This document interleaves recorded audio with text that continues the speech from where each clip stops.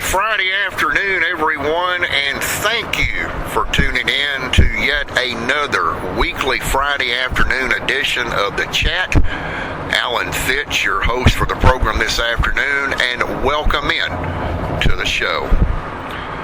Well, you may be hearing some background noise as we are broadcasting, or rather recording this program for this afternoon. That's because we are on the road. And yes, sometimes we have to get on the road to interview people, especially those that have a very interesting story to tell that touch the lives of others. So I thought this would be a good time to record this program as I am heading to interview an individual with yet another interesting story to touch the lives out there to the listeners. This afternoon, well, we're going to talk about back to school and back to school safety. Yeah, it's hard to believe, folks, but the summertime is almost over for the kiddos now, and it's right around the corner. As a matter of fact, here in Texas, in the next couple of weeks, schools will be, yep, you got it, they're taking back in for yet another school year. You know, before we start the program this afternoon, I want to bring up something you baby boomers out there may actually remember. Back when I was in school, and we went to school in my small East Texas town that I was raised in, school always started the day after Labor Day, and it didn't get out until the Friday before Memorial Day. Schools now across Texas, including schools here in Amarillo, are beginning to take in earlier and earlier every year to make sure they meet the required number of hours set forth by the Texas Education Agency. And there's makeup days now involved with all of this, especially up here in this part of Texas. We have snow makeup days because we get a lot of snow up here in this part of Texas. So that's pretty much makeup days are everywhere in the state. I want to start off the program this afternoon and talk to you a little bit, and I'm kind of directing this to those parents out there that have small children, and that child, for the very first time, is going to hop on a school bus and going to first grade for the very first time. You know, kiddos out there may be excited watching school buses as they are getting ready to go to school, wondering what it would be like to ride one of those big yellow bombs, I like to call it. And the excitement can quickly turn into confusion with the kiddos and the parents alike. So I wanted to bring some things to light on the program this afternoon that deals with going to school and riding the school bus. And again, I'm pretty much targeting the area of parents out there that do have small children that are putting them into school for the very first time. Now, this can be, let's just call it can be stressful for a parent to turn loose of their child all day long and put them in school and wonder, well, did they get to school safely? Did the school bus driver treat them right? Did the teachers treat them right? Well, I'm here to shed light on something to put your minds at ease. School bus drivers across the United States, including here in Texas, carry an enormous amount of weight on their shoulders when it comes to transporting those little ones to get that education. And to set your mind at ease on the program this afternoon, it's not just about, well, a school bus driver has got the required license and they can just drive my child around and they don't have any special training. They don't know where these people are from. Folks, that's incorrect. Let me shed some light on this situation. School bus drivers are part of a team. And across the United States, the school day starts with the school bus driver. And I just want to set your mind a little bit at ease and let you know that, yes, and I'm sure everyone out there knows this, that school bus drivers are required to have commercial driver's licenses. Now, here in Texas, and again, across the entire country, the minimum amount of requirement to drive a school bus is a Class B CDL, which requires 2 additional endorsements. Those endorsements are known as the P for passenger and S for school bus. But it doesn't just stop there. School bus drivers here in the Great Lone Star are also required to take continuing education classes every 3 years to recertify themselves as a school bus driver. School bus drivers carry in Texas what is known as a TEA card or a Texas Education card. Now, I simply call them a bus driver card for short. What this does, and it was implemented several years ago, a pack of lawyers got together after some school bus accidents occurred, and they decided to take it to the Texas legislation in Austin to say, you know what? School bus drivers need to have more advanced training to perform their duties as a school bus driver. So, every 3 years, a school bus driver is required by Texas state law to complete 8 hours of classroom instruction. Now, a first-time school bus driver, well, they have to go through 20 hours to get started. And as long as every 3 years that certification does not expire, they're only required to retake the course of 8 hours. And there is no time allowed once that card expires. There's no grace period. So school bus drivers are always on the lookout to know exactly when it is time to retake the certification course for 8 hours and avoid the headache of 20. That course mainly is nothing more than what I describe as a defensive driving course. As a Class A CDL holder myself, I carry every endorsement in the book with the exception of hazardous material. Yes, I indeed have passenger in school bus, and I'm required every 3 years to go retake 8-hour continuing education credits.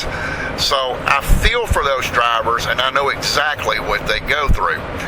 So, with this being in mind, rest assured that if you're putting your little one on the school bus for the very first time in their life, please rest assured that not only is that school bus driver required to carry a minimum of a Class B commercial driver's license, but they also must have a valid, and I like to call this the DOT medical card. Yes, now some school districts out there in Texas will require drivers, if not all districts in Texas, require an annual physical every year for school bus drivers within their district. The maximum that a driver with a commercial driver's license can receive is 2-year DOT certification, but they have to carry that DOT medical card with them regardless of what vehicle they're driving. Now, to cut down on some confusion, your DOT medical card for you CDL holders out there, is attached to your driver's license. But federal DOT regulations require that school bus drivers, along with tractor-trailer drivers, must be in possession of the hard copy of the DOT physical.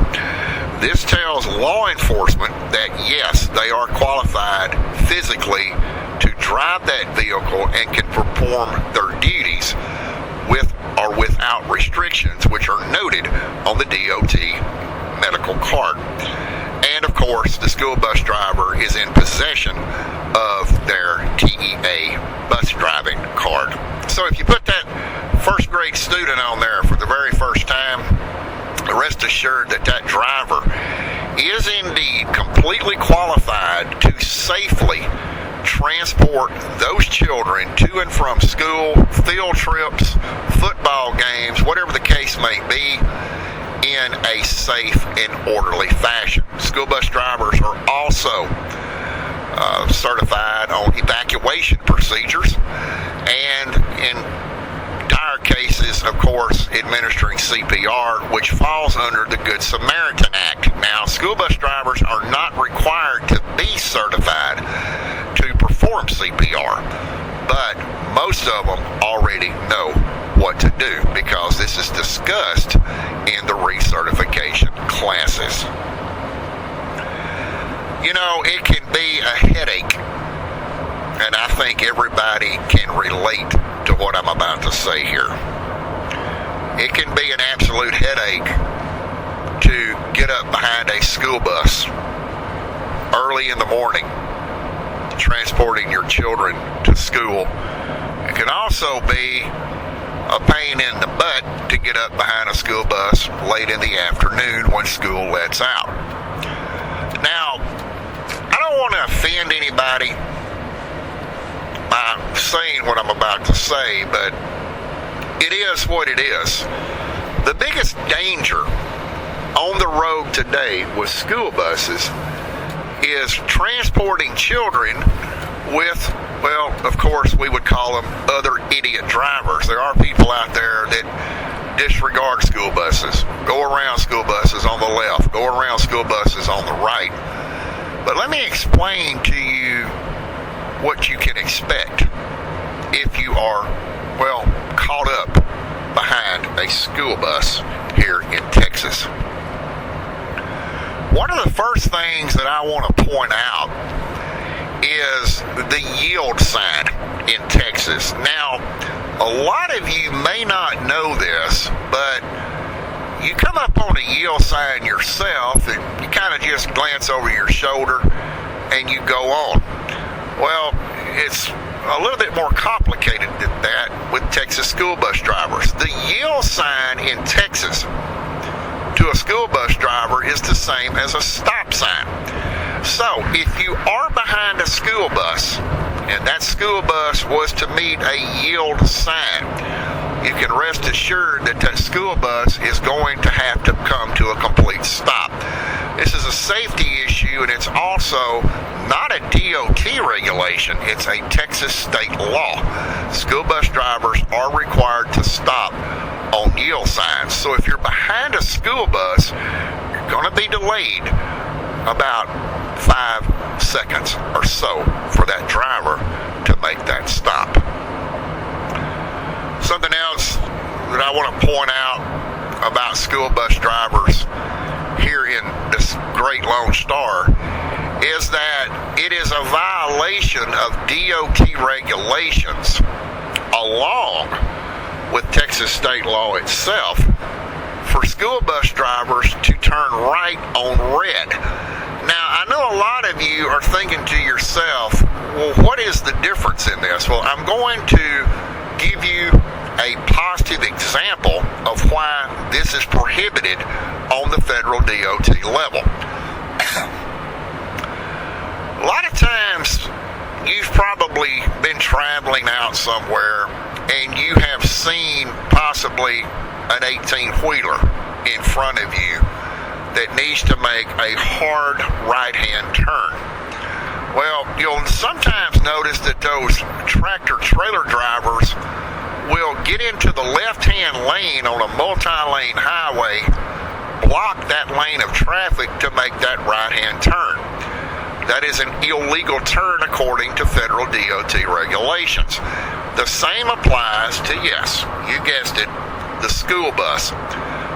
The reason that right turn on red is prohibited is due to the fact that when the school bus was to turn right on red, you have to keep in mind that traffic coming from the left and traffic coming from the right both have a green light.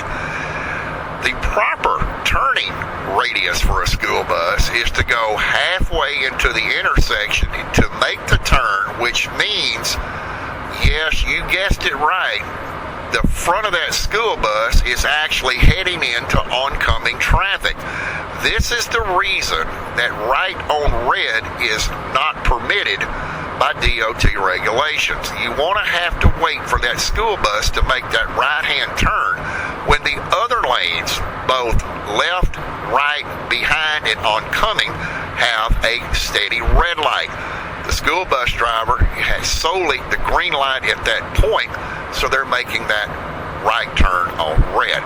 So if you get up behind a school bus, folks, you come up to an intersection with a traffic control device, that school bus is going to make a right-hand turn. As long as that light is red, that school bus, you're just going to have to wait, because that school bus is not going to make that turn. Because if they get caught doing that, yes, they can receive a citation. Kind of brings me to a point here a little bit off track with the program this afternoon. Yes, it's illegal to make a right turn on a red light, but a lot of you may not know that there is no law in Texas set in place to turn left on red. Now, let me break this down a little bit for those of you that may not already know this law is in place. It is legal to make a left on red in Texas if you are on a one-way street turning left onto a one-way street. Can a school bus legally do this? Yes, actually they can, but it's not recommended. But again, no law says that a school bus cannot turn left on red in Texas. It's just not recommended. Now, there is an exception to the rule on this if you're behind a school bus making a right-hand turn on red. If there's a green arrow present with the red light, then yes, the school bus can legally make that right-hand turn. Do they do that? Well, it's really driver discretion at that point. The other intersections facing left and right are also red to that driver.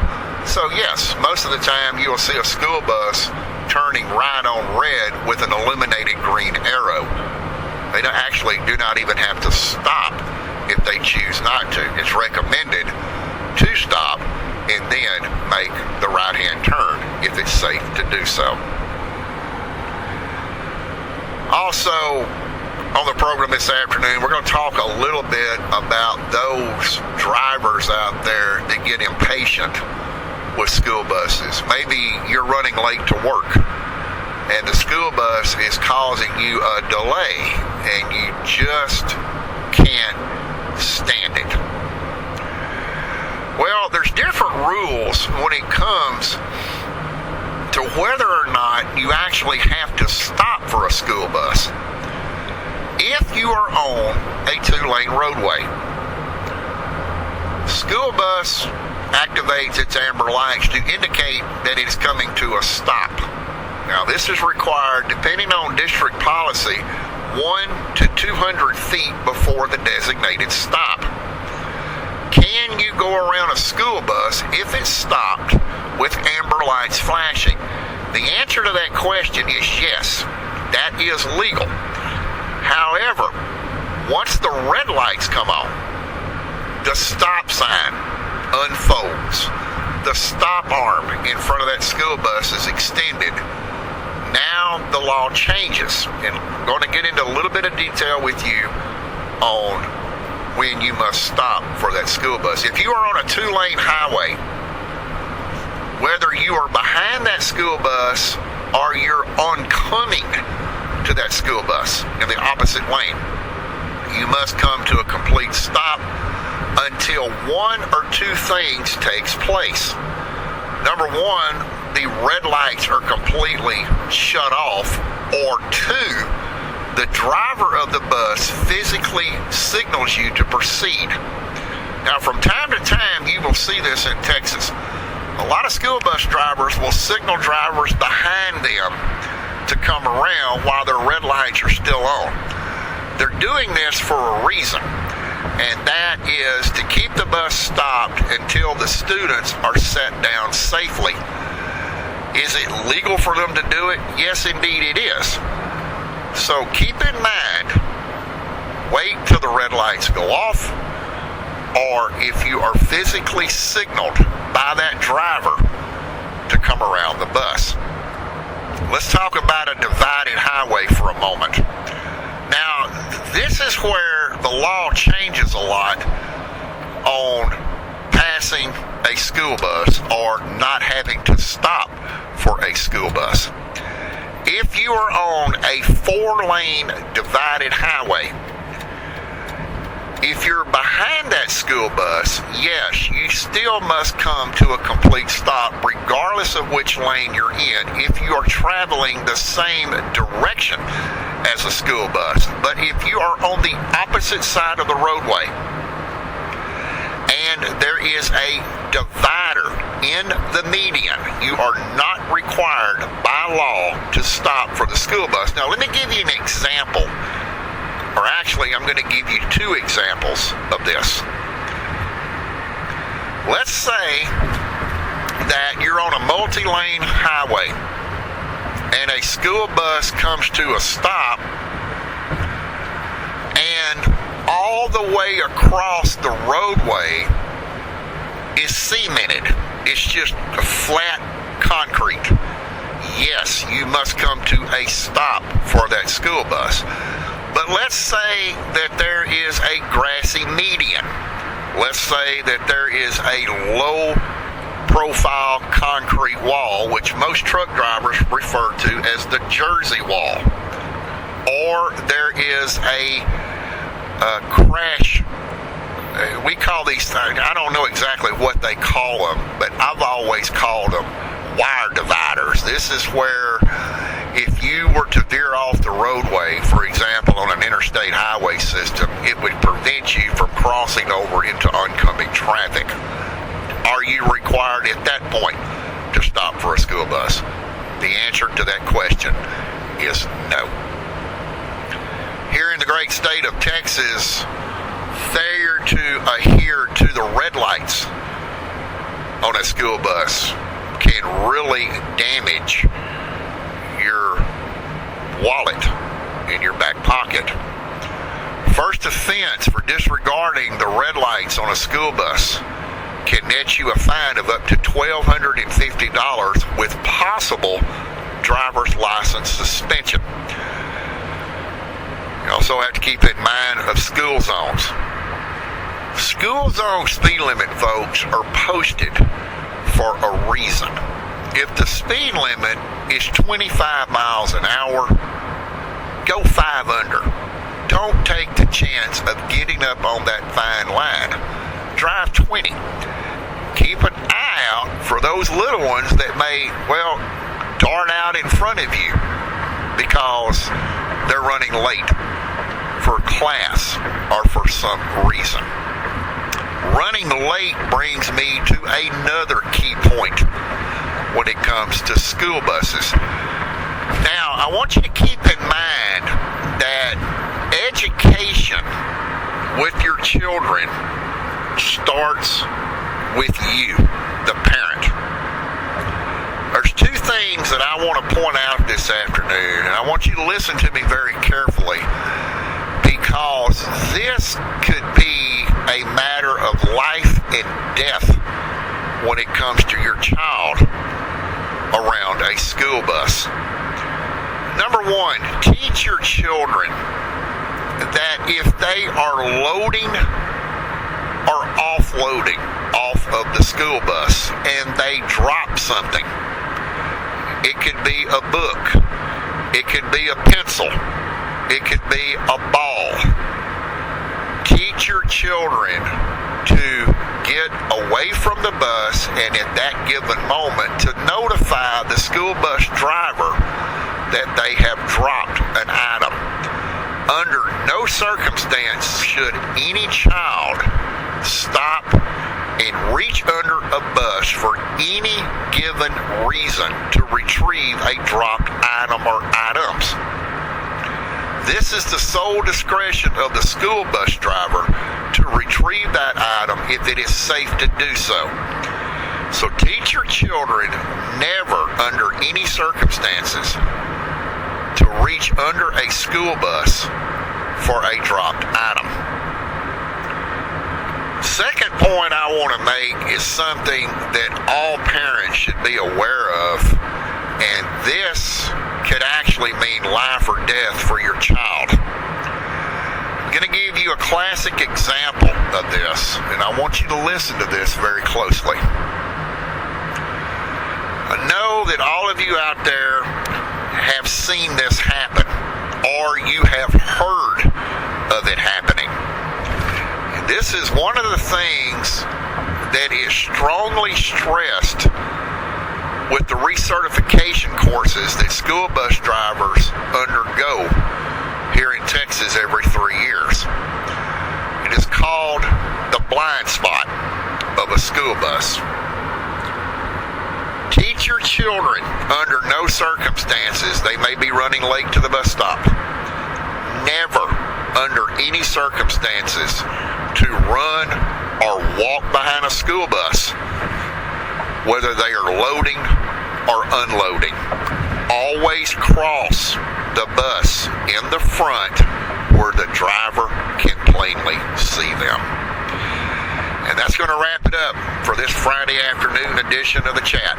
I hope that some of these safety tips have made you better aware of keeping your child safe on and off of school buses. We'll be back next Friday with another edition. Just keep watching my Facebook page. We'll put the topic up by midweek, and we'll talk to you again next Friday. Until then, that'll wrap it up for the chat. This is Alan Fitz, and always have a great weekend. We'll see you next Friday. Until then, bye for now.